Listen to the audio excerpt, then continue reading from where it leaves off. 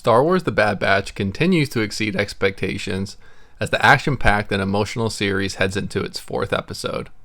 Cornered follows Clone Force 99 as they continue to avoid the grip of the newly formed Empire.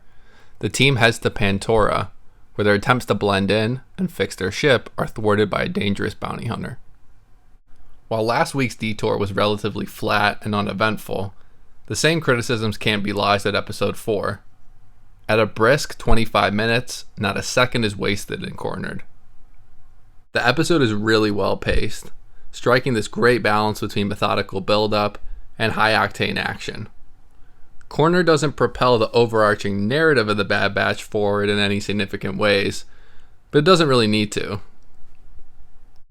We continue to see what it's like for a galaxy transitioning into Imperial rule, and the experiences of Clone Force 99 as they navigate this period. There's a real sense of tension reverberating throughout Cornered as the team is desperate, on the run, and out of supplies. The entire episode adds gravity to the decisions made by Hunter and his team in the series pilot to disobey their orders despite the hefty consequences that accompany their decision. Interestingly, Crosshair, the series' lead protagonist, if you could say that so far, takes a backseat in Cornered, and Ming-Na Wen's Fennec Shand assumes this position with tremendous effect. Fennec's appearance in The Bad Batch was revealed in promotional footage for the series a few months ago, but it's still really cool to see the character come to life in this new medium. It also adds a sense of interconnectivity to the events in the Star Wars saga, as we get a little insight into what Fennec was up to prior to working with Boba Fett in The Mandalorian. And, as she does in The Mandalorian, Ming-Na Wen conveys the calculated and lethal nature of her character to perfection in The Bad Batch. Fennec is a formidable foe for The Bad Batch, and her attempts to initially ingratiate herself with Omega really highlighted just how dangerous she can be.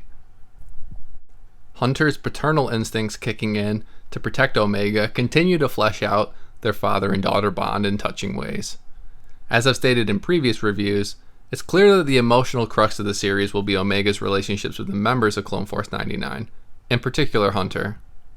And on this front, the series continues to succeed.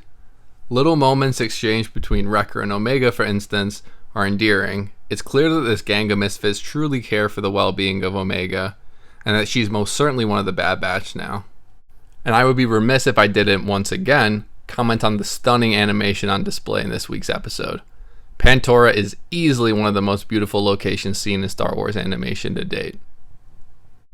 The landscapes are breathtaking, the architecture brilliantly draws upon features of our real world, and perhaps most striking of all, the planet just feels really alive.